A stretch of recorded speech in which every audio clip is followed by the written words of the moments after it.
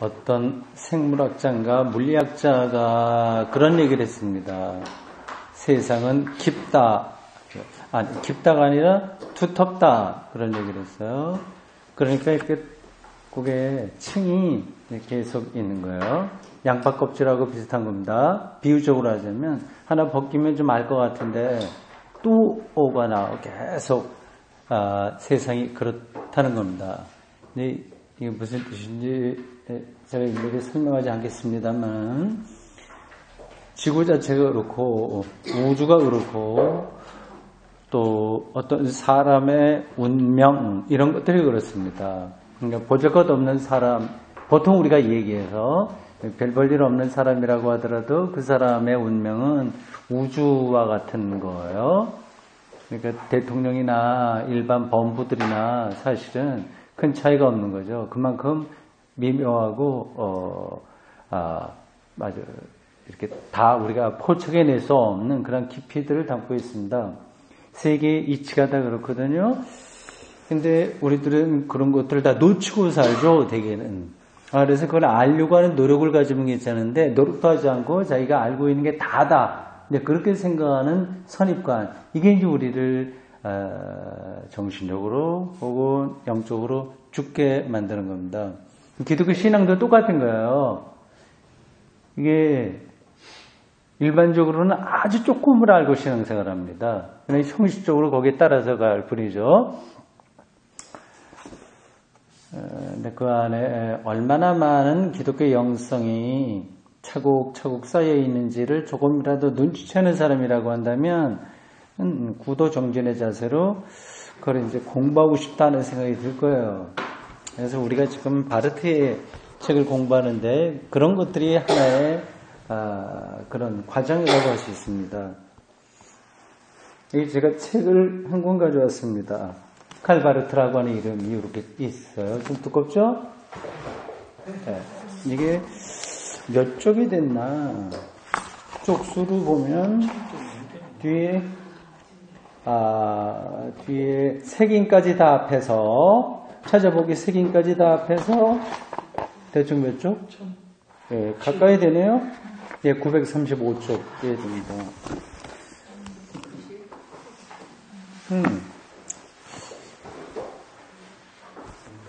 제목이 영어로 칼바르트 이렇게 되어 있고요. 에버하르트 부쉬라고 하는 사람이 지었다고 하네요. 이게 마지막 조교였다고 합니다. 그 당시 젊은 청년으로서 이 바르트 죽기 전 당분간 마지막 생애의 마지막 조교였던 분이 이 바르트의 일생을 정리한 책이죠. 그래서 부제로 이렇게 달려 있어요. 20세기 신학의 교부, 콘마치코, 시대 위에 우뚝 솟은 신학자. 그래도 원제에 들어가 있는지 아니면 번역한 사람이 그렇게 했는지 모르겠습니다만은, 그랬었습니다. 그러니까 바르트의 일대기에 대해서는 총망라한 그런 책인 것 같아요.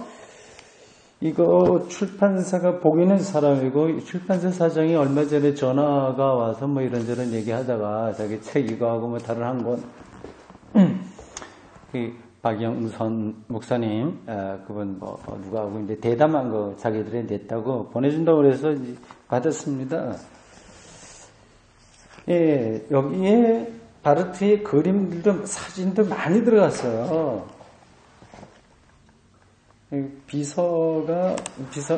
조교 겸 비서로 활동했으니까 많이 있고요. 사진을 많이 가지고 있을 거고 또 여기저기 빌리기도 하고 뭐 그래서 많습니다. 각 챕터마다 사진들이 곳곳에 많이 들어가 있어요. 어느 쪽인가 보니까 제가 그걸 놓쳤네요. 어디 사진에 보면 여기도 나옵니다. 이 바르트 사진에 재밌는 장면들이 꼭 따라다니는 장면이 아니라 그 사람의 이 모습에 잘 보이지 않겠지만 그냥 보세요. 어떤 특징이 있냐면 네, 그렇죠. 파이프를 물고 있습니다. 이런 사진이 많아요.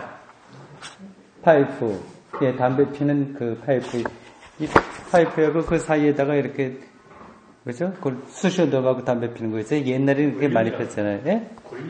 네, 관련. 대담대. 아, 그렇습니까? 마고쳐. 아, 그래요?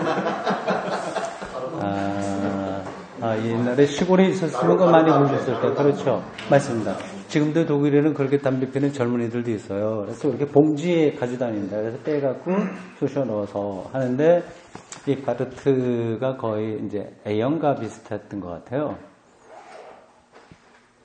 그래서 합동 측에 있는 그런 어떤 분들은 이제 바르트를 싫어하는 이유 중에 하나가 담배 폈다.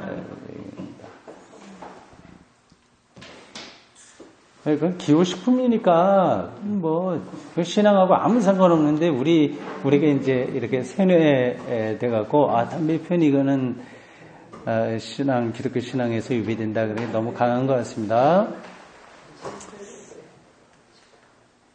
그 하나가 약간 이제 우리나라에서 거부되는 그러한 한 요소고 또 하나는 이 바르트의 성서이에요. 성서에 대해서 역사 비평을 바탕에 깔고 하거든요. 역사 비평. 그게 뭔지는 제가 굳이 일일이 설명하지 않겠습니다. 그러니까 이 성서가 그 시대의 어떤 문화, 어떤 언어, 습관 그런 것들을 다 담고 있다고 보고 그런 것들을 잘 이렇게 좀 일반 텍스트를 보듯이 그걸 좀 설명해내야 성경을 잘 이해할 수 있다고 하는 역사 비평을 바탕에 깔고 있어서 비판하는데 만약 그런 차원에서 비판한다면 이거 완전히 자기 스스로 왕따당하는 겁니다. 세계 신학계에서 역사 비평하지 않는 데는 없어요. 이 역사 비평을 절대 진리로 받아들이는 게 아니라 그런 방식으로 텍스트를 이해하고 이걸 기본 바탕에 놓고 그것이 이제 기독교 신앙에서 어떤 거냐 하는 것은 이제 그 다음 문제.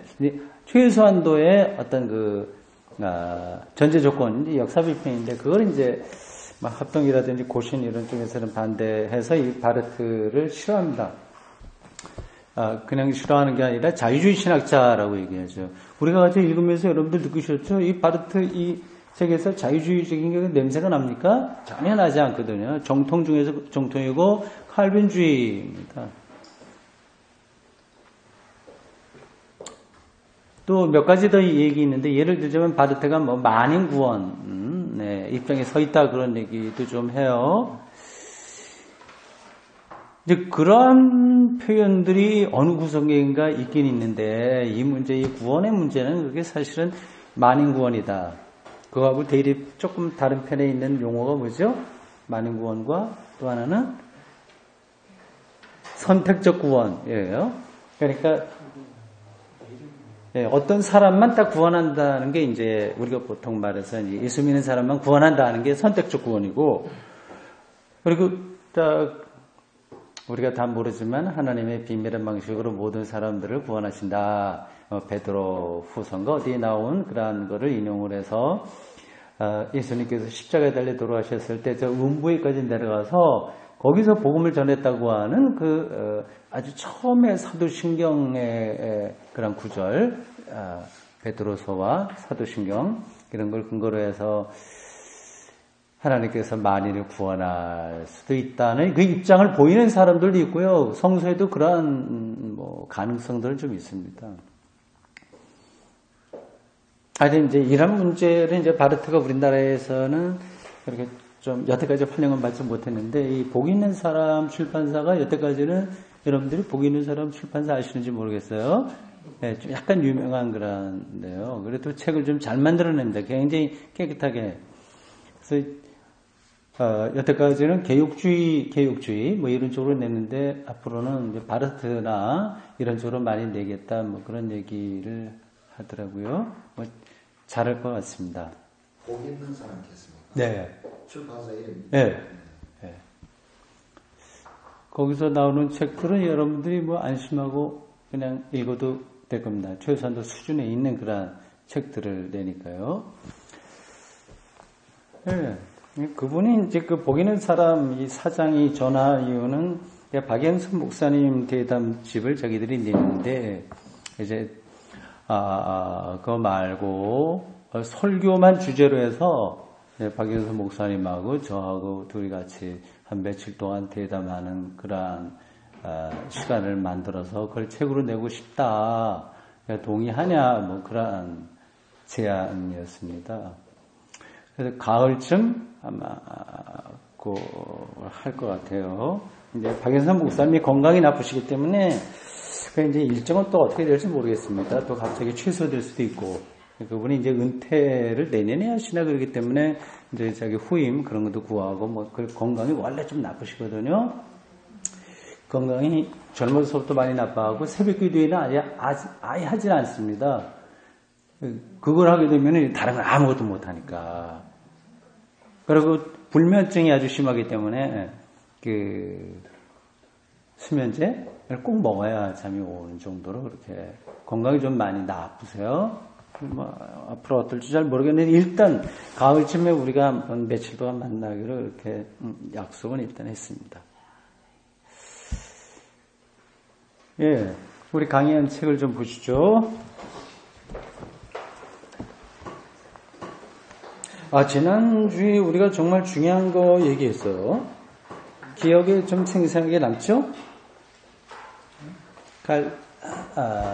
가르트가 루터의 만인 사제직에 비견될 수 있는 말을 했다. 그죠? 유현진 집사님? 예. 뭐죠? 교인들은 신학자가 되도록 부름을 받았다. 예, 그러니까 그거를 마틴 루터식으로 바꾸면 만인, 신학자직. 61쪽 맨 위에 패러그래프 다시 한번 보겠습니다. 신학은 오늘의 교회 공동체 및 이 공동체의 신앙 선조들과 더불어 신앙 선조라고 하는 말을 늘 기억하셔야 됩니다. 이게 이런 책을 읽을 때 이 저자가 어떤 데에 포커스를 두는지 그리고 방향이 어떤지를 알려면 그 키워드를 늘 좀 찾아낼 수 있어야 돼요.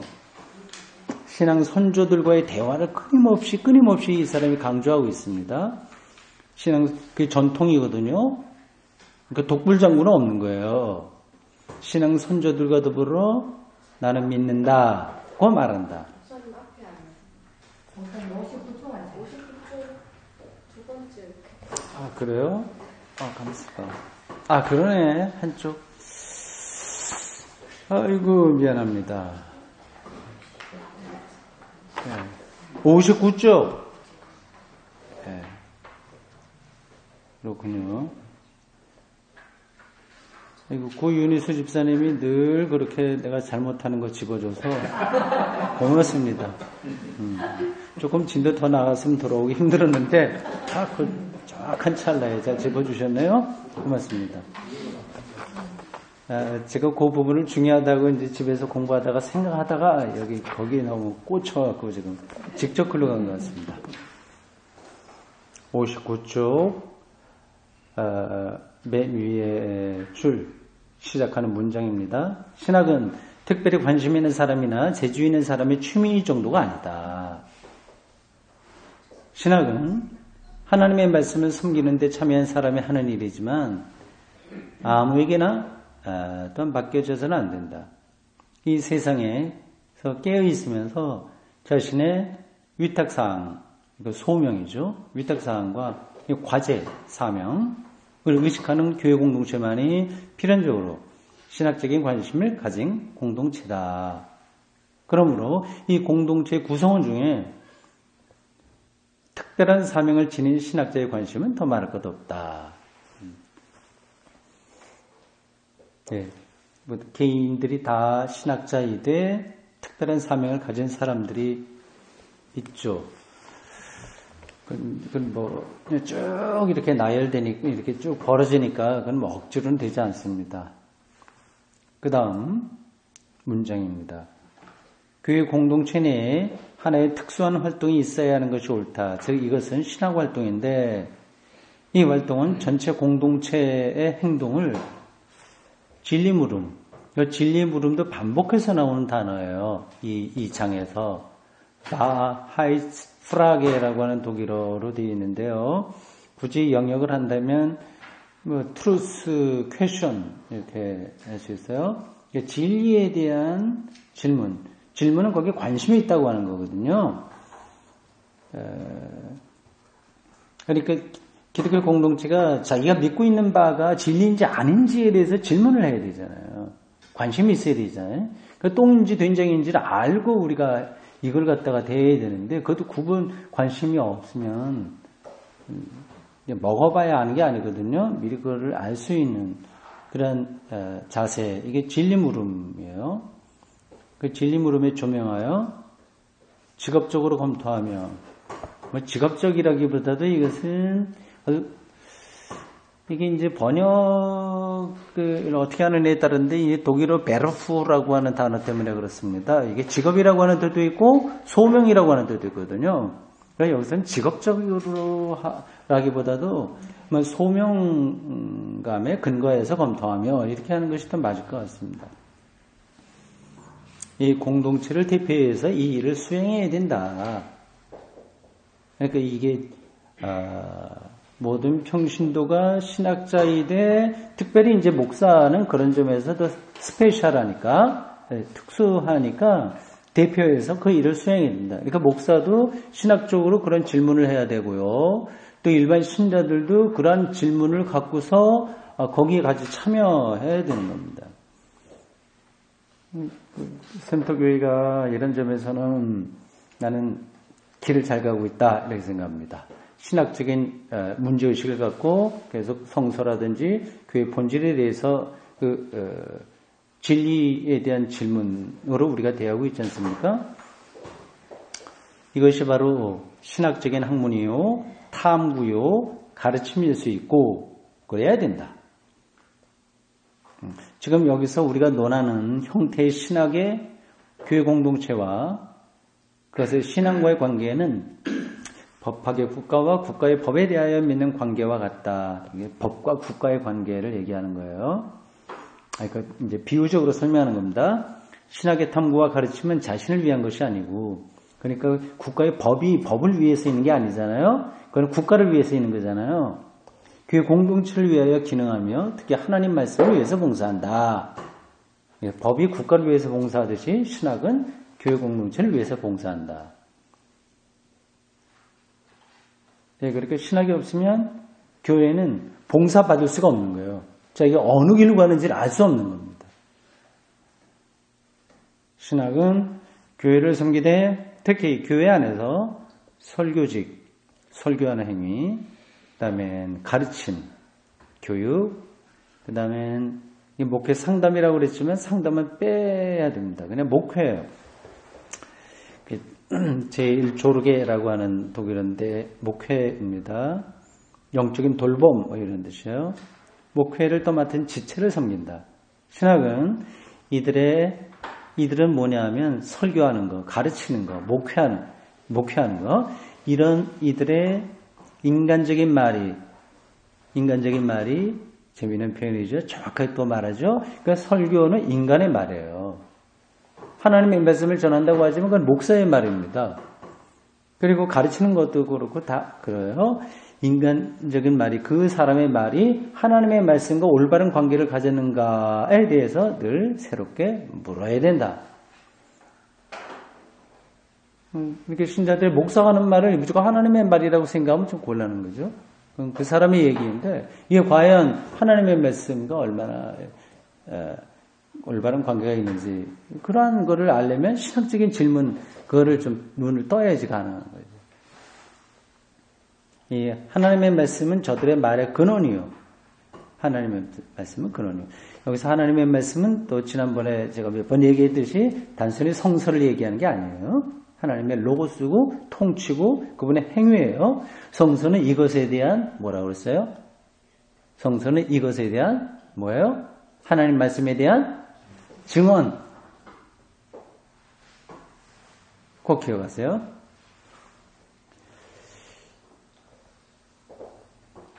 예, 말의 근원이요, 대상이요, 내용이 있답니다. 신학은 이들로 하여금 진리 물음, 다시 또 진리 물음 나와요. 그러니까 이게 자칫하면 교회에서 왜 이렇게 따지고 묻냐, 뭐 궁금하냐, 믿기만 하면 되지. 이건 잘못된 겁니다, 기본적으로. 옳은지 그른지를 생각을 해야 돼요. 그러니까 진리 물음으로 훈련시켜야 돼요, 신자들을. 그냥은 질문할 수 없다고 하는 거 아시죠? 알아야 질문하거든요. 이 문제에 있어서 올바른 이해, 사고, 말 이것들을 모범적으로 할 수 있게 해야 된다. 이 이해, 사고, 말 이런 것들은 사실 독일어로 우리가 쭉 읽어야 딱 그 뉘앙스가 들어오는데요. 우리말로는 약간 이게 명확하게 구분이 되지 않습니다. 그냥 그렇구나 그런 정도로 이해가 돼요. 이해는 독일어로 verstehen, 사고는 denken, 말은 sprechen이라고 해서요. 이런 것들이 인문학과 어떤 철학, 신학 이런 데서 굉장히 중요한 어떤 행위들을 가리킵니다. 그 다음 신학은 이들에게 다음과 같은 사실을 익숙하게 해야 된다. 즉 신학은 이 일을 위하여 어떤 일이죠? 진리 물음에 훈련을 하는 거예요. 이 일에서 기도하는 것만큼 열심히 신학 작업을 해야 돼요. 이 작업의 지침까지 제시해야 된다. 여기서 지침이라고 하는 거는 이거는 그냥 어떤 방향 그런 정도로 생각하시면 됩니다. 시시콜콜하게 요거 하고 말고 그러한 지침이 아니라 어떤 라인으로 독일어로 자체로도 그렇습니다. 리니라고 되어 있어서 어떤 선, 방향 이런 것들 가르쳐요. 시계추가 시계의 운동을 조종하듯이 신학은 그의 공동체를 위해서 일한다. 우리는 이것을 이미 지적했다. 따라서 신학이 교만한 자세로 하나님, 세상, 인간, 역사적인 일들에 대해서 관심한다면 자기가 잘난 척하고 그렇게 한다면 신학의 본문을 상실한 것이다. 교회 공동체와 그 구성원들, 특히 책임을 부여받은 지체는 책임을 부여받았다고 하는 것은 일단 목사들이 그렇고 또 그 일반 우리 신자들 중에서 그런 소명을 가진 사람들이죠. 그런 지체는 항상 자신의 상황과 과제가 얼마나 중요한 것인가에 대해서 신학으로부터 깨우침을 받아야 되고 자기의 그 봉사에서 신학으로부터 도움을 받아야 된다. 굉장히 중요한 이야기를 좀 하고 있어요. 네, 지금 한국 교회는 거꾸로 가고 있으니까 신학하면 안 돼. 이거 자꾸만 진리에 대한 물음 하지면 안 돼. 그냥 믿어야 돼.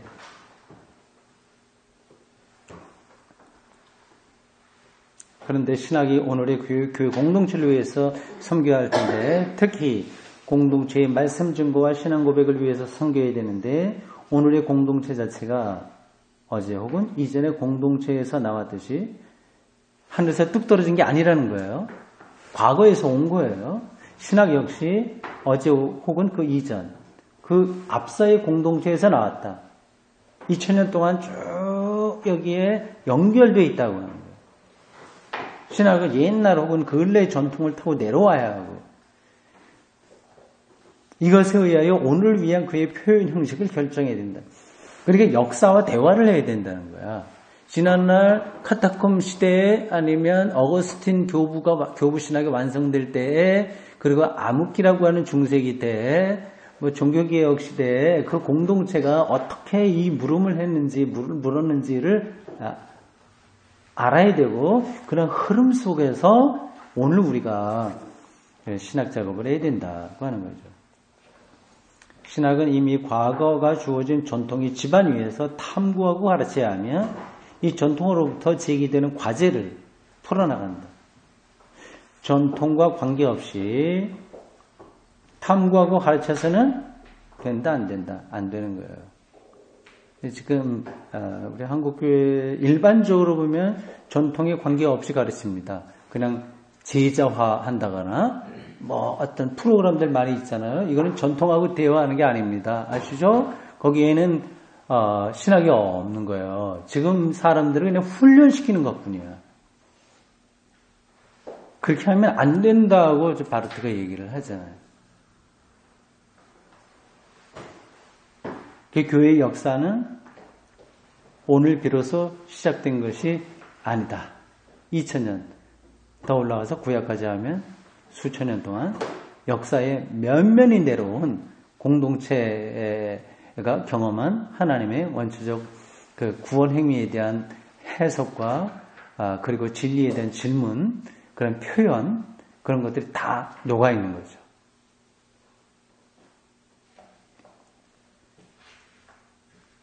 현대 물리학을 우리가 공부하려고 하더라도 지난 과거의 물리학을 다 따라와야 되는 것하고 비슷합니다.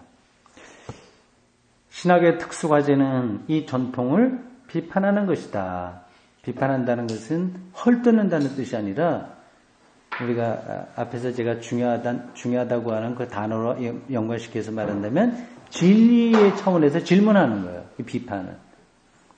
신학은 전통에 의해서 규정된 신학 교육 공동체의 선포를 진리 물음의 불에 노출시켜야 된다. 멋진 표현이에요. 진리 물음의 불이라고 되어 있네요.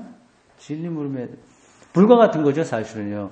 이게 재련하는 거. 광석이 있으면 불에 넣어서 그거를 녹아내서 쓸데없는 거는 제거해내고 순수한 거를 추려낼 수 있는 물리화학적인 능력이 있는 어떤 존재가 불이잖아요. 진리 물음은 불과 같습니다.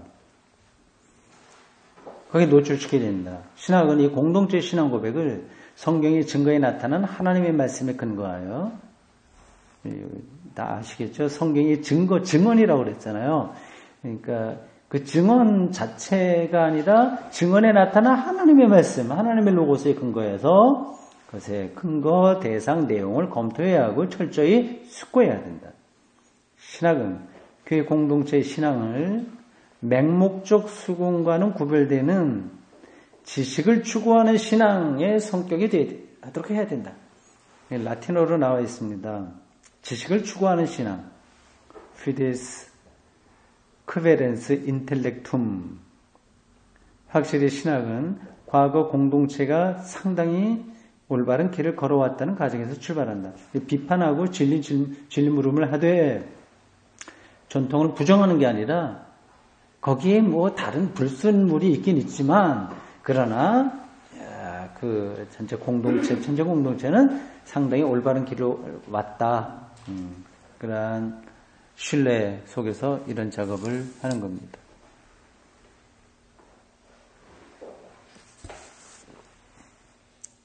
그래서 신학은 오늘의 교육 공동체를 결정하는 전통을 전적으로 불신하기보다 원칙적으로 신뢰하면서 출발해야 된다. 그 문장을 조금 정확하게 말씀드릴게요. 그 위에도 나온 건데 이렇게 보셔야 됩니다. 교육 공동체를 결정한다기보다도 규정하는 거예요. 규정. 결정한다는 거하고 규정해 나간다는 건 조금 차이가 있는 거거든요. 독일어에서도 그 차이가 있어요. 근데 이 원서에서 사용한 단어는 이제 베슈틴맨이라고 돼서 어떤 걸 규정해가는 그러한 단어예요. 규정하는 전통이라기보다도 이거는 전승이라고 해야지 맞습니다.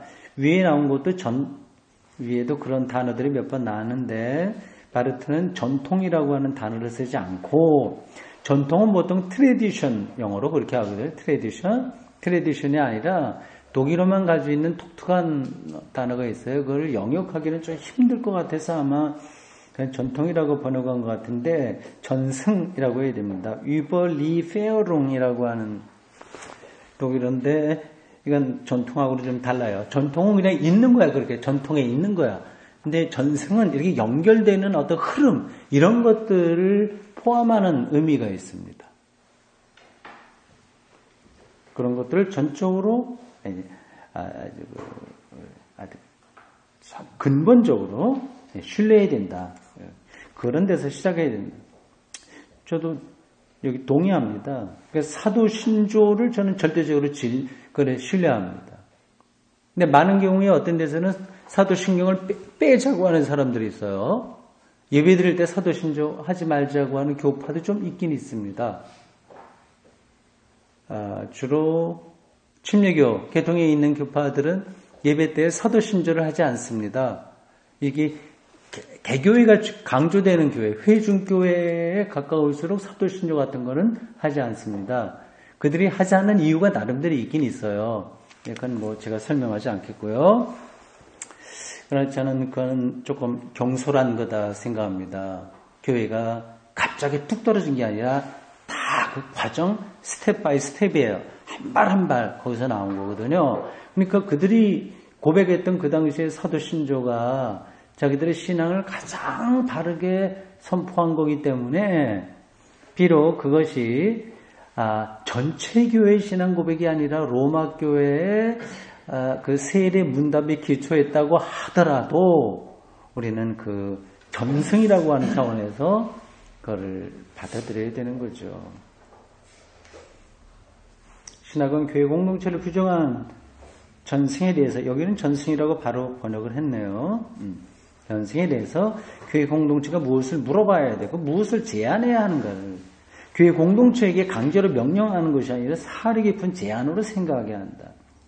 그러나 그 어떠한 교회의 권위나 이 교회에 속한 사람들이 바라는 그 어떤 놀라운 소리도, 그러니까 뭐 교황이 했다 뭐 이런 게 교회의 권위잖아요. 그러니까 목사가 했다 이런 것들이요. 그런 권위, 이 교회의 권위 이런 것들도 신학의 이 정직한 비판적 과제 수행을 방해해서는 안 된다. 마틴 루터의 말을 막으려고 했었던 교황청 것들은 이건 정말 비신학적인 그런 태도라고 할 수 있는 거죠. 신학은 교회 공동체의 전통적인 말에 접근하는 숙고와, 그러니까 2000년 동안 쓰는 언어가 있어, 교회가. 그걸 사유하는 방식이 있어요. 예. 때에 따라서 개선을 위한 제안을 개방적으로 표현해야 된다. 그러니까 전승이 지금도 계속 이어지는 거죠. 그러니까 21세기에 기독교가 그 긴 역사의 맥락에서 어떤 역할을 잘 감당해야 돼요. 그런 전승 혹은 전통을 귀한 것으로 여기면서 그것이 옳은지 아닌지에 대한 진리에 대한 차원에서 질문하고, 그리고 이제 우리 후대로 이게 흘러갈 수 있도록 그러나 하나의 징검다리 역할, 그런 거를 하면 충분하죠. 지금도 우리가 모든 걸 다 완벽하게 아는 게 아니니까요. 그 다음 제가 앞서 잠깐 미리 봤던 그 문장입니다.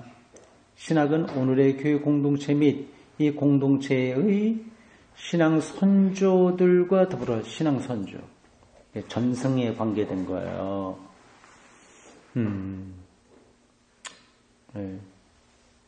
제가 뭐 설교할 때도 가끔 그런 얘기를 했고, 또 성찬 예식할 때도 지난주에도 한 말씀 드렸는데, 그 카타콤에서 성만찬을 했던 사람들의 그 영적 상태, 이런 것에 우리가 동질감을 느끼지 못한다면 이제 우리의 역사적인 이 교회 신앙에서 우리가 멀어지는 거죠.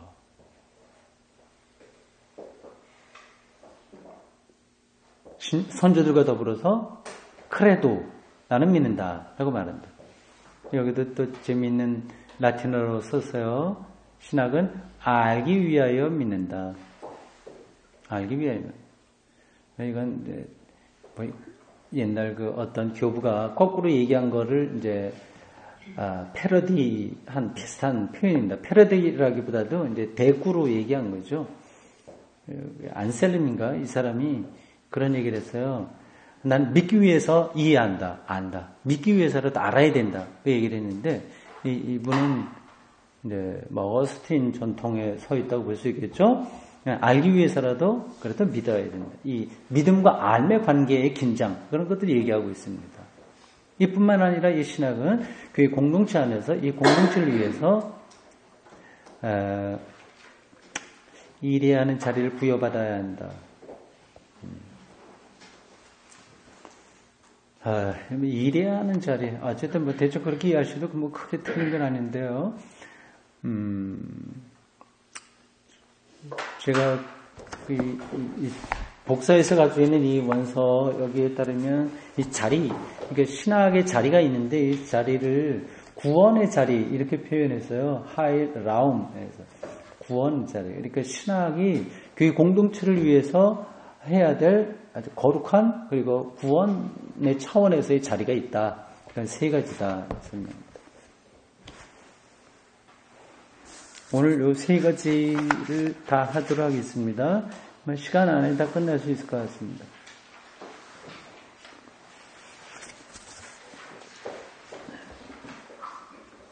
제가 이거를 처음 시작할 때, 우리가 참 좋은 책이다, 이렇게 여러 번 얘기를 했지만, 이게 전달이 될까 굉장히 염려를 많이 했어요. 그래서 나 혼자 좋다고 해서 그냥 떠들어봤자, 신자들에게, 오시는 분들에게 큰 도움이 안 되면, 어떤가, 그렇게 조금, 생각을 했어요. 근데 그 사이에 몇 분들에게 물어봤더니, 다 이해하겠다고. 다는 아니라고 하더라도 상당히 이해하겠다고, 은혜 받는다고, 뭐 그런 얘기를 하기에 용기를 내서 내가 더 열심히 하려고 합니다. 근데 일단 나에게 좋으니까요. 내가, 뭐 바르트 책은 이것저것 많이 읽고 또 공부도 하고 이런 거는 뭐 대학원에서 석사과정이나 박사과정에서 이런 걸 세미나 좀 많이 하거든요. 그래서 이분의 아티클도 많이 읽고 또 현대신학 바르트 이제 판넨베르크 계시론으로 박사학위 논문을 썼는데 그걸 하려면 당연히 이제 현대신학자들을 다 다뤄야 됩니다. 어떤 차이가 있고 뭐 관계가 어떻고 그래서 많이 이제 바르트에 대해서는 안다 제가 생각을 하지만 이렇게 직접 꼼꼼하게 이렇게 이건 처음이거든요. 그러니까 이제 여러분들에게 잘 설명하기 위해서 일부러 하나하나 또 원서하고 대조하면서까지 이렇게 열심히 제가 가르치고 있습니다. 고맙죠? 아니, 그렇게 하다 보니까 나에게 도움이 돼서 얘기하는 거예요. 내가 이렇게 더 가까이 가서 이 사람의 글을 이렇게 읽으니까 더 많은 게 명료하게 정리가 돼서 기쁘게 준비하고 여러분들에게 강의하고 있습니다.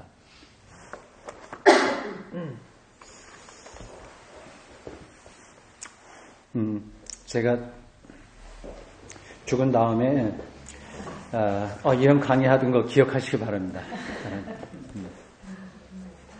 세 가지.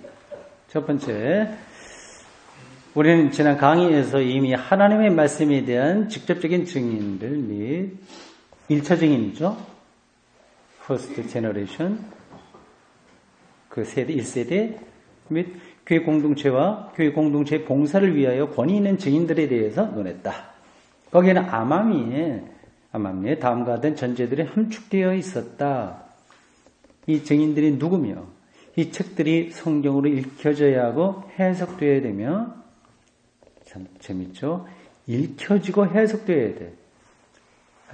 근데 근본주의 입장에 있는 사람들은 읽기만 하면 돼. 외우기만 하면 돼. 따라가기만 하면 돼. 해석이 없어요. 해석되어야 되며 신학의 규범으로 인정되고 존중되어야 하나를 신학이 알고 있다는 사실이다. 이러한 근본적인 문제를 누가 알고 있어요? 이건 신학이 아는 거야. 신학에게 이것이 실제로 알려져 있는 이유는 신학이 교회 공동체 안에서 교회 공동체를 위해 있으며 이 공동체의 전통, 이것도 전통이 아니라 전승이라고 해야 됩니다. 전승에서 나왔기 때문이다. 그러니까 신학과 교회가 따로 있었던 것이 아니라 하나였어요. 예. 예수님에 대한 원초적 신앙을 논리적으로 해명하는 그러한 요청에 의해서 나온 게 신학이기 때문에 그렇습니다. 이 말은 곧 신학이 없으면 그 원초적 예수님에 대한 신앙 안으로 들어갈 수가 없는 거죠. 이 문제에서 신학은 아마도 모든 교회의 신앙 고백 중 가장 중요하고 가장 영향력 있는 고백, 신앙 고백을 확고히 붙들고 있다. 신학은 신학자들의 말장난이 아닌 거예요. 그게 아니라 신앙 고백에 들어있는 신앙 고백을 그건 사수하는 거야. 신학은. 사도신경 그리고 많은 신조들 성경도 사실은 그와 같은 차원인데 그걸 이제 거기서 나오고 그걸 붙들고 있는 거죠. 그러니까 얼마나 중요하냐 알 수 있습니다. 신학은 제1세기 교회 공동체에게 순수한 예언자적 증언이요 사도적 증언으로 알려진 문서들이 1세기요 교회가 시작될 때 그때요. 그 문서들이 결국 제1세기의 공동체에 의해서 하늘에서 뚝 떨어진 게 아니라 그 공동체 구체적인 사람들에 의해서 선택되었음을 알고 있으며 이 문서들을 확고히 포착하고 있다. 놀랍잖아요. 그러니까 그 1세기의 사람들의 생각을 모르면 곤란한 거죠. 이 문서들은 그 당시 신앙의 조상들이 하나님의 말씀, 이들은 이 문서에서 하나님의 말씀의 반사와 반향을 임재하였고 인식하였으며 고백하였다. 참고적으로 말씀드리면 이 바르트는 이렇게 표현을 세 가지 방식으로 많이 합니다. 이제 하였고, 하였으며 고백하였다. 이런 식으로 할 수 있으며 해야 되며 해야만 했었다라든지 그렇게 함으로써 어떤 의미들을 더 아주 함축적으로 표현하는 그런 신학자입니다. 하나님의 말씀을 믿는 믿음에서 인식하였고 고백한 것이다. 그러니까 신학은 대단히 영적인 거예요. 그러한 깊이가 없으면 신학은 불가능합니다. 그 이후의 교회 공동체는 오늘에 이르기까지 저들과 연결되어 있으며 누구요? 1세기에 그들과 연결되어 있으며 이들과 더불어서 좋은 경험, 신앙 경험을 나누고 있다. 따라서 바로 이 전통적 경전이야말로 이것도 아마 전승적인 경전이라고 되어 있을 것 같은데요. 어쨌든 이 전통 혹은 전승적인 경전이야말로 성경을 이야기하죠. 신학이 무엇보다도 단순하게 받아들여 감행하는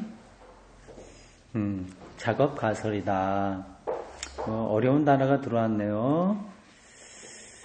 아르바이트 히포테이지라고 하는 그런 독일어인데 그냥 쉽게 말씀드리면 이 경전 성서가 신학 작업의 전제 조건이다. 그런 뜻입니다.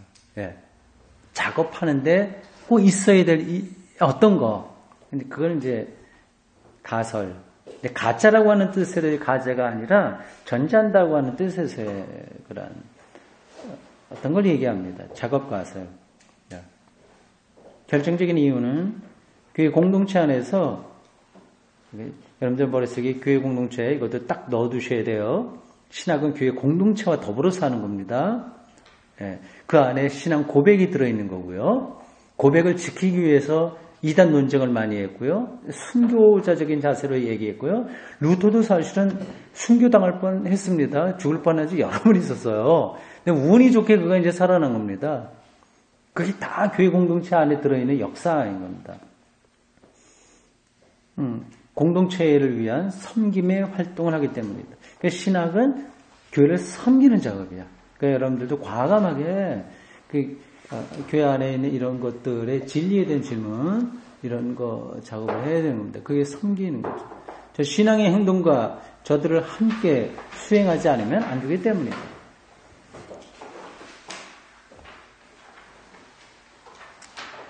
그러나, 혹은, 그러므로, 이러한 거를 접속부사라고 하나요? 이런 게 약간 애매합니다. 독일어가. 그래서 이게 우리나라 말을 번역해서 맞을 때가 있고 틀릴 때가 있는데 대충만 아시고 가세요. 우리나라 문장하고는 딱 떨어지진 않습니다.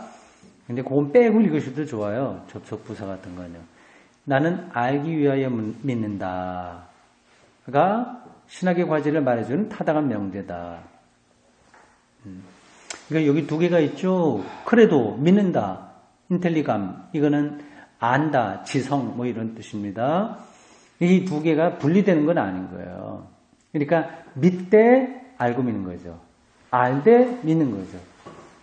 이제 신학은 이 과제를 수행하는 데서 한 가지 사실을 포착하고 이해해야 된다. 즉 당시에 그리고 훗날에 경전으로 인정된 경전, 66권을 이야기하는 겁니다. 66권. 그 이외에도 문서들은 수없이 많았어요. 그 중에서 66권만 받아들였습니다. 그걸 누가 했어요? 이 1세기의 공동체들이 그걸 정리하기 시작했고 완성된 거는 4세기 후반. 회의를 통해서 결정한 건 4세기 후반인데 1세기 공동체들이 상당 부분을 거의 윤곽을 잡고 있었습니다. 나중에 들어온 것도 있고요. 책 모음이 어느 정도로 성경 경전인가의 문제, 경전의 범위가 문제다. 경전에 대한 전통적 선 결정의 정당성에 대한 우리의 결정은 다음과 같은 방법에 어떻게 다르게 일어날 수 있겠는가. 즉 우리는 이 저 문서의 내용을 인식해야 하고 성경이에요. 성경을 인식해야 되고 저 작업과서를 실시해야 되며 그걸 전제하고 우리가 일을 해야 되며 신구약 성경의 본문들이 하나님의 말씀에 대한 신빙성 있는 증거인지 그렇다면 어느 정도나 그러한지를 물어봐야 된다. 그렇지 않고 우리가 크레도 우트 인텔리감 그러니까 내가 알기 위해서 믿는다고 하는 말에 타당한 방법이 다른 게 뭐가 있냐 하는 거죠. 조금 복잡하죠. 그 다음 우리는 이 물음에 의하여 인도를 받아 본문들을 깊이 연구하되 이 본문을 이해하기 위해서 불가피한 해석학적 서클에 말려 들어야 한다. 뭐 이것도 어려운 단어가 나오는데 쉽게 생각하시면 이러면 됩니다. 뭐 여러 신학 학파들이 있잖아요. 그러니까 뭐 실존주의 학파가 있고 뭐 해방 신학도 학파가 있고 말씀 신학이나 학파가 그렇게 한 것처럼 그런데 그런 것들을 좀 촘촘히 알아야 된다 그런 뜻일 것 같습니다. 중요하지 않으니까 넘어가요. 신학은 성경 본문의 권위가 스스로 증명되는 사건을 기대하면서 그것을 무모하게 앞당겨서는 안 된다. 근데 무조건 이렇게 막 그렇게 문자적으로 무조건 믿어버려서는 좀 곤란하다. 그런 거를 우리가 기대하지만 그런 걸 무모하게 하면 안 된다. 하나님의 말씀에 대한 신빙할 만한 증언을 오직 성경 안에서 진지하고 개방적으로 탐구할 만한 가치가 있다는 사실을 보고 진지하고 개방적이다. 개방적이라는 건 열려있다는 거예요. 그러니까 계속 진리에 대한 질문을 한다는 것입니다. 사실을 보고 이해하고 인식한다. 여기도 세 개가 나란히 그렇게 표현되어 있죠. 바르트의 글쓰기 방식입니다. 그 어떤 사실, 그 팩트 혹은 어떤 사건을 보고 일단 봐야 돼. 그리고 이해해야 돼.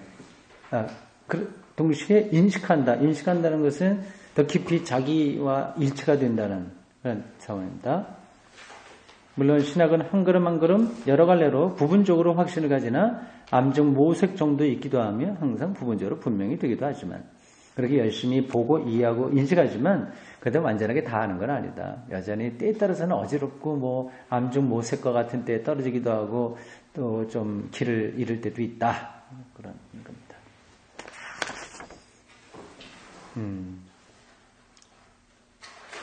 두 번째,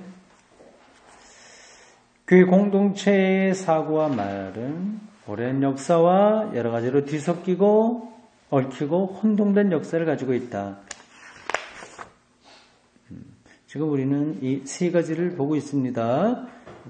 믿는다고 하는, 알기 위해서 믿는다고 하는 이 신학 작업에서 신학이 있는 그 정말 중요한 역할을 해야 되는 자리, 뭐 그런 것들을 세 가지로 설명하고 있습니다. 혼동된 역사가 있다. 신구약 성경의 소리와 이것에 의하여 증거된 하나님 말씀에 대한 교회 공동체의 주목은 관심을 가졌다고 하는 건데, 주목한다는 건데 항상 열려있던 것도 아니에요. 또 무식하게 무조건 이제 명령적으로 교회가 했을 때가 있는 거죠. 항상 정확한 것도 아니었다. 그렇죠. 교회가 했다고 해서 다 늘 정확한 건 아니죠. 교회 공동체는 전혀 다른 소리에 귀를 기울이게 하는 유혹을 항상 물리친 것도 아니다. 종교개혁 시대에 면죄부한 거, 이런 것들은 유혹을 받은 건데 그걸 물리치지 못한 거죠. 그런 거 많이 있습니다. 어떤 경우에는 전혀 물리칠 수 없었다. 예. 지금 기복주의 신앙 이런 것들 사실은 다 이게 유혹이에요, 사실은요. 그걸 물리치지 못하지 않습니까? 교회 공동체 교리들, 신조들, 신앙 고백들 이런 것들은 이런 유혹을 막고 어떤 유혹이에요? 다른 소리에 귀를 기울이게 하는 유혹. 그래서 막고 그것의 근원, 신앙의 근원으로 돌아가고자 하는 텍스트, 문서들이다. 그런 면에서 사도신조는 정말 중요하고요. 장로교 같은 데는 웨스트민스터 신앙고백 중요하게 생각하고요. 현대 신학에서도 교회에서도 그 신조들을 많이 작성하고 있습니다. 그래서 그게 잘 된 거는 권위 있게 인정을 받고 그렇지 않은 거는 좀 떨어지기도 하고 그렇습니다. 지난번 WCC 총회가 부산에서 열렸었는데 작년에 그때도 늘 이러한 다큐멘트, 문서들 이런 것들을 작성합니다. 신조들이죠. 사도 신조가 있고 우리는 지금 매월 첫 주일마다 니케 신조를 하죠. 그건 이제 동방교회하고 일치라고 하는 점에서 같이 합니다. 이제 이러한 신조 이런 것들이 신학자들이 자기가 지적으로 많이 알고 있다고 하는 그 유희, 언어적 유희로 멋지게 작성한 게 아니라 뭐죠? 그 당시에 다른 것에 귀를 기울이게 하는 그런 유혹을 거부하는 몸짓인 거예요. 근데 이런 걸 알아야, 그러니까 우리 그렇게 영성이 뭔지를 아는 거죠. 그런 거 없이 그냥 지금 당장 은혜 받고 이렇게 소명 받고 단기 선교 가고 이렇게 하면 다 되는 것처럼 생각하는 거는 신학이 없는 그런 상태이고 이거는 건강하지 않습니다.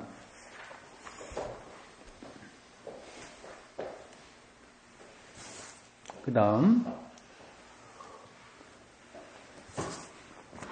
만약에 신학이 이처럼 투쟁을 위해서 이단 논쟁의 투쟁을 위해서 작성된 문서 전승을 소홀히 여긴다. 결코 교회 공동체 안에서 교회 공동체를 섬기는 것이 아닐 것이다. 참 중요한 얘기를 하고 있어요. 신조들 많습니다. 여러분들 거기에 관계된 책을 구하고 싶으면 구해도 됩니다. 신조의 역사에 대한 책도 있어요. 신조가 어떻게 형성돼? 그리고 신약 성서 안에 신조들이 들어있어요. 짤막짤막한 신조들이. 예수 그리스도는 보이지 않는 하나님의 보이는 형상이요. 에베소서인가 빌립보 나오면 그런 것들이 다 신조예요, 사실은요. 여러 개 있습니다. 근데 그게 2000년 동안 교회 공동체가 내려오면서 많은 신조들을 작성했는데 그것은 신앙의 본질을 흐릿하게 만들려고 하는 그러한 유혹에 대한 투쟁이었다. 이제 그거를 소홀히 여기면 우리는 교회를 섬기는 게 아니다.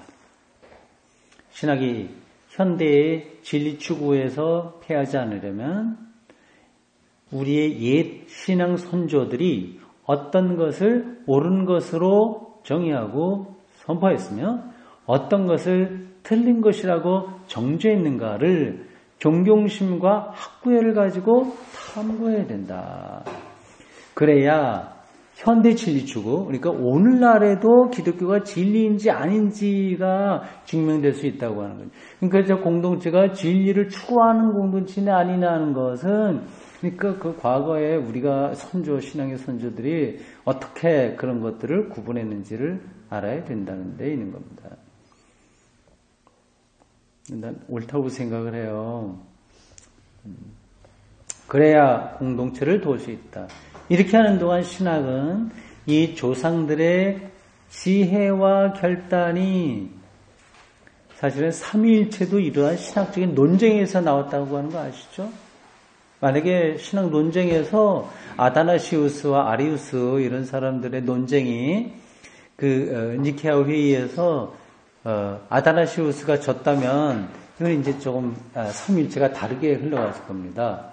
근데 아다나시우스가 그 신학 논쟁에서 좀 대세를 얻고 그다음 그렇다면 뭐 기독교 교리 중요한 삼위일체나 뭐 예수님의 본질에 대한 참된 인간이요 참된 신 뭐 이러한 것들이 단순히 신학자들의 뭐 힘겨루기에 의해서 나왔다는 말이냐 이렇게 생각하면 또 곤란한 거예요.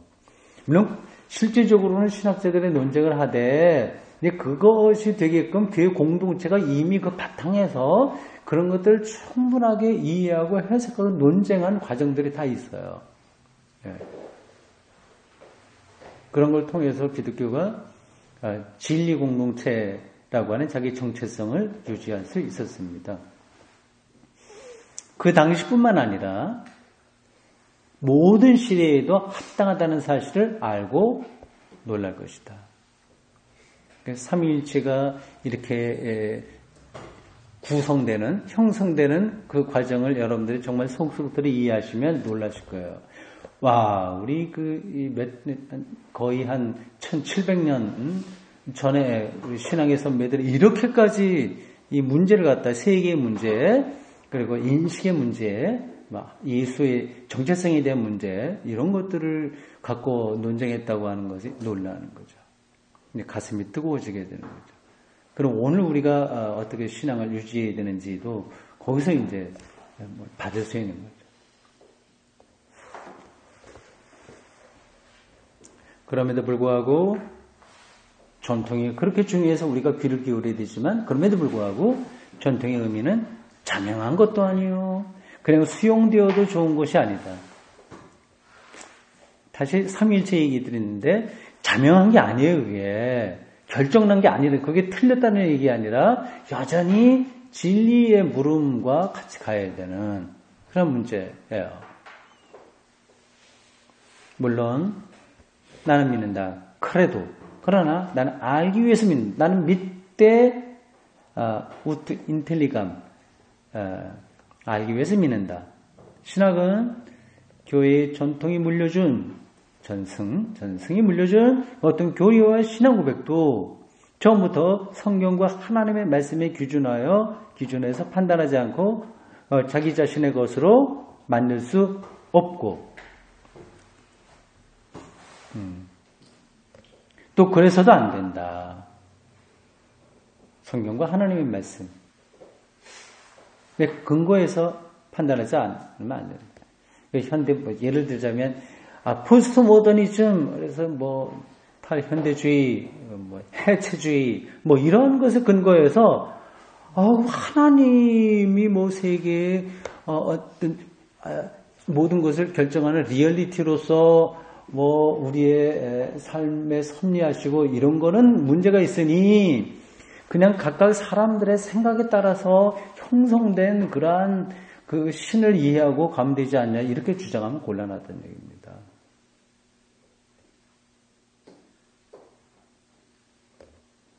신학이 진리 질문을 진지하게 생각하는 한 반복되죠. 진리 질문 이거 꼭 마음속에 담아 두십시오. 진리 질문 기독교가 그렇게 무식하게 나온 게 아닙니다. 최첨단의 문제까지 그 당시마다 진리의 차원에서 물고 늘어진 결과예요. 그러니까 신학의 진리 질문을 진지하게 생각하는 한 그 어떤 신조적 명제들을 전통에 충실하다는 이유와 널리 알려진 것이라고 하는 이유에서 마구 자기 것으로 만들어서는 안 된다. 그러니까 사도신경 이거에서 그걸 갖다가 그냥 다 아는 것처럼 거기에 근거해서 다른 거를 정죄하고 이러면 곤란하다고 하는 겁니다. 이 세상에 이와 같은 정통주의보다 더 나쁜 이단은 없다. 그러니까 이거는 아마 로마 가톨릭 교회 종교개혁 당시에 그를 비판한 그 문제를 지적하면서 바르트가 쓰고 있는 것 같습니다. 교회 권위, 정통 이런 것을 근거해서 진리 질문하는 것을 비판하는 것이죠. 신학이 알고 있으며 행사하는 신실성이란 단 하나다. 그 하나의 신실성은 또 멋진 표현이 나오네요. 신앙의 지성, intellectus fidei. fide이가 이제 신앙이에요. 그 뒤에 붙어 있어요. 신앙의 지성에 근거해서 고대 및 종교개혁의 신앙 고백으로 나간다. 그 두 개가 같이 묶여 있죠. 신앙과 지성이에요. 지성과 신앙. 이건 위배되지 않습니다. 세 번째, 거의 다 했죠. 신학의 역사 자체가 교회 공동체를 규정하는 전승에 속한다는 사실에 대하여 우리는 짧은 주석을 붙여야 되겠다. 그거 이해하시겠죠? 신학의 역사가 전승이에요, 전승. 쭉 흘러내려왔다는 겁니다. 그러나 여기서 성도의 교제가 전제일 수 있으며 좀 엉뚱한 표현이 나오죠? 전제해야 된다. 지금 보충하는 겁니다. 전승인데, 전통인데요. 신학이 바로 그건데, 계속해서 역사와 대화하는 거예요. 그러니까 전승에 충실한 거예요. 그렇게 해야 되는데, 여기서, 이 작업을 하되, 성도의 교제, 코무니오 상토룸. 이게 전제다. 이것은 반드시 쉽게 통용되는 가설은 아니다. 참 재밌어요. 이 두 개를 신학과 성도의 교제를 바르트가 어떻게 연결시키는지 보십시오.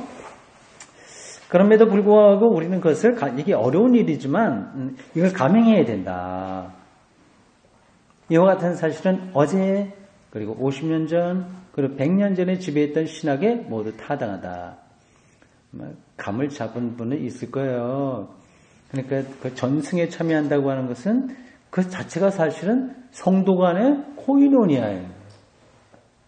그러니까 성도의 교제인 거예요.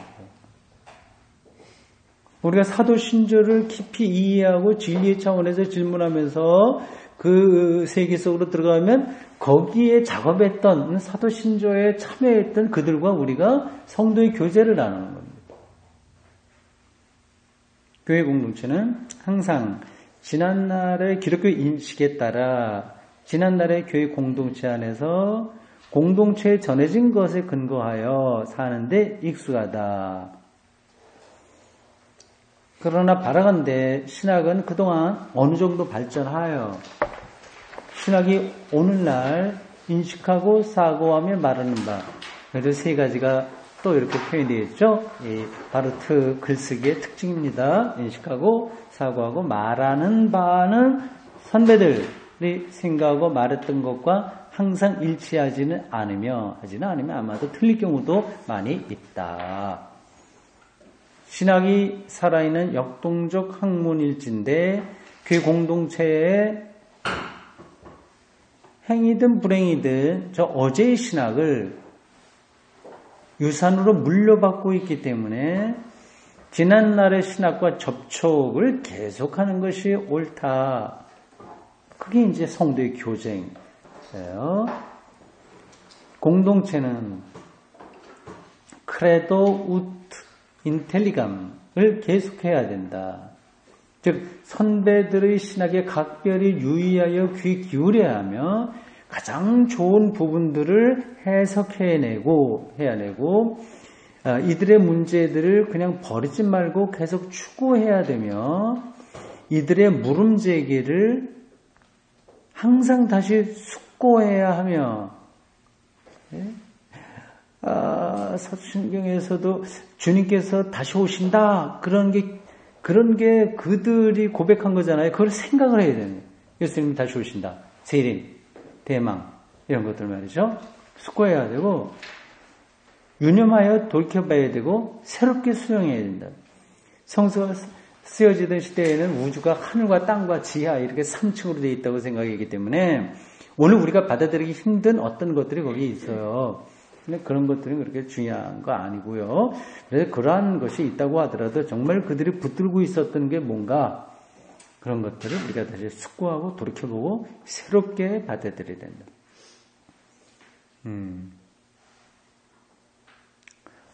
어떻습니까? 이렇게 좀 하고 싶으세요? 아니면 이건 뭐 겁이 나서 하기 힘들다 이런 생각이 드시나요? 물론 이들의 신학을 바른 전망 안에 놓아야 하기도 한다. 그렇지 않으면 신학은 다음과 같은 일을 당할 수도 있다. 이건 어디에 나오는 속담 비슷한 표현이에요. 오늘의 아들들이 내일에는 열광적인 재발견가가 될 수 있고 모름지기 대선배들의 원수 갚는 자들이 되어버릴 수도 있으며, 이건 제가 어디서 나오는 문구인지 정확하게 모르겠는데 대충 우리가 의미는 알 수 있습니다. 그 역사 선조들과 신앙의 선조들과 그 코무니오 쌍토름이라고 하는 코무니오 쌍토름이라고 하는 성도 교제를 하지 않게 되면 그럼 이제 자기 혼자 열받아서 신앙 뜨거워져 갖고 뭔가 신앙 굉장한 걸 발견한 것처럼 떠들 수 있는 거죠. 사이비 이단들이 되게 다 그렇습니다. 문선명이다 뭐다 이런 분들이 또 뭐 김기동 목사나 박옥수 목사나 이런 분들이 굉장히 진정성이 있는데 굉장히 열정적이에요. 근데 이제 선배들과의 2000년 동안의 이 대화가 없어서 결국 아버지 여기 어떻게 돼 있어요? 아버지 선배들을 원수 갚는 자가 되어버리는. 그러니까 전통을 다 깔아 뭉개는 그런 게 될 수 있죠. 이렇게 될 경우 저들의 약점과 오류를 극복한 것처럼. 그러니까 구원파 말에 거기에만 매달리니까 정말 진정성이 있긴 있는데 참 유치하죠. 그래서 모든 게 다 해결된 것 같아. 거기 가게 되면은. 그래서 모든 약점과 오류를 극복한 것 같지만 그러나 사실은 저들은 2000년 동안 기독교가 해온 일을 다시 자기들이 처음부터 해야 되는 거예요. 이것처럼 어리석은 일이 어디 있겠습니까? 어떤 문제의식에서 그들이 시작하긴 했는데 이미 그 문제들은 다 2000년 역사 안에서 다 충분히 숙고된 문제들이에요. 그걸 갖다가 처음 자기들이 한 것처럼 구원의 확신 이렇게 해갖고 거기에 사람들을 몰아가니까 어리석은 거죠. 자체 모순에 빠지게 되고 이제 이제 정말 지치게 되는 거죠.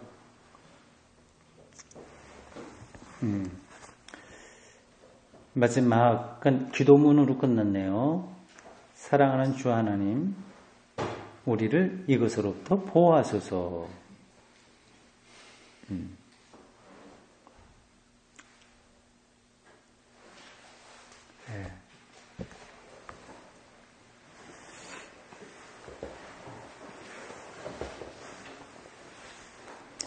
기도하겠습니다.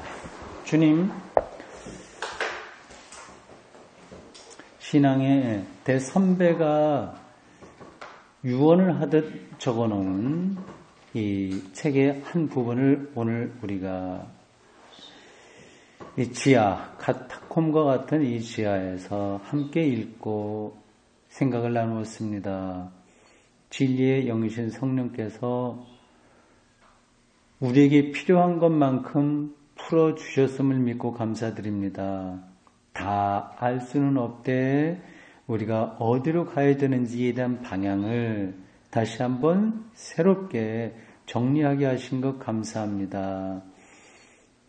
신학이 어떤 일부의 사람들만의 지적 유의가 아니라 그의 공동체에 속한 사람들의 마땅한 의무이며 권리임을, 그리고 거기에 기꺼이 참여하는 기쁨임을 다시 한번 우리가 경험하며 감사드립니다. 우리의 각각의 삶들을 주님께서 지켜주십시오. 예수님의 이름으로 기도합니다. 아멘. 예, 마치겠습니다.